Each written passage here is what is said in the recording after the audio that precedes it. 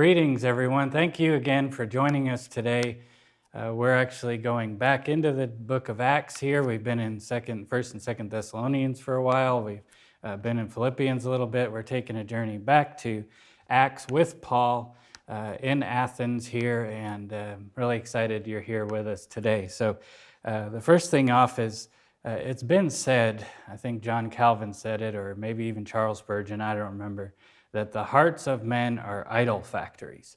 In other words, when we kill one idol, our heart just keeps pumping them out as we go along. And basically what that means is if a person hasn't been given a religion, what their hearts do is make one up of their own. And the truth is, everybody that walks the face of this planet worships someone or something at every given moment of their life. So the Athenians we'll be looking at today were really no different.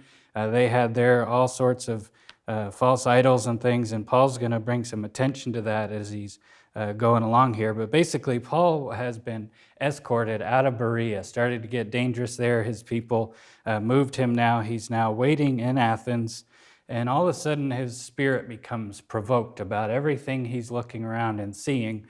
And he actually makes a very tactful introduction here and then states the observation he's making by giving a sermon to address his observations. And there's actually a lot we can get out of Paul's sermon here today, but the thing I want to laser in on and really focus in on is basically what it says about God, and thereby who is God and what is man's relation to that God. So let's get into it here. Acts chapter 17, I'll start reading in verse 22 and go through 27. So Paul, standing in the midst of the Areopagus, said, "Men of Athens, I perceive that in every way you are very religious. For as I passed along and observed the objects of your worship, I found also an altar with this inscription, 'To an unknown God.' What therefore you worship as unknown, this I proclaim to you.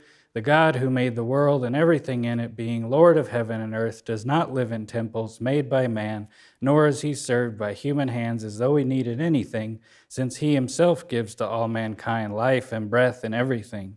And he made from one man every nation of mankind to live on all the face of the earth, having determined allotted periods and the boundaries of their dwelling place, that they should seek God and perhaps feel their way towards him and find him, yet he is actually not far off from each one of us." So let's just stop there for a minute. Paul's just explained about the truth of God's existence and his relation to man.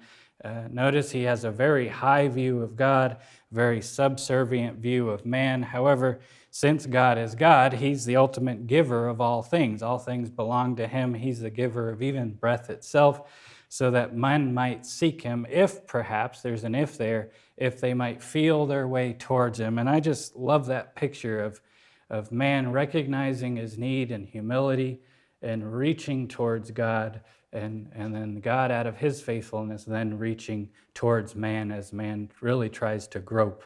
How exactly does a finite man grip and reach for an infinite God? Well, infinite and transcendent actually sound like really far away words, but the good news is that though God seems far away, he's only seemingly far away, because it says when man reaches towards him in humility, God will then draw near in that process. So next, verse 28.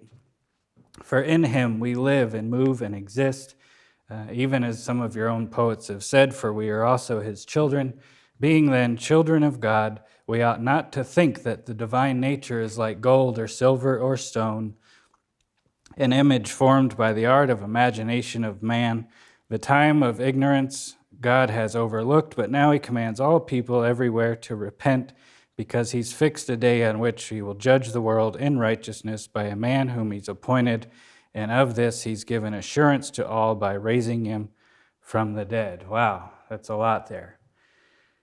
So God is now declaring to all men everywhere that they should repent, because he's fixed a day in which he'll judge the world in righteousness through a man whom he's appointed. And he says he's furnished proof to all men by raising him from the dead. Well, that's a good reason to reach for God, because when we recognize who we are in relation to God, it ought to provoke us again to seek for salvation. The very truth of who God is actually terrifying. So when we realize who God is, who we are in relation to Him, God does that so that we reach for Him and then He draws near to us. And we can't claim ignorance here. I mean, God says He's furnished proof. People say all the time, prove Christianity. Well, God said He did do that by sending Christ to live and to die and to raise again from the dead. And the resurrection is proof of His approved sacrifice on behalf of sinners. So people say, next time they say prove Christianity, you can say, well, God actually did already if you look for that truth. It really doesn't get any better than that. And the question I want to leave you with today is, are you reaching for God in wherever you are at today?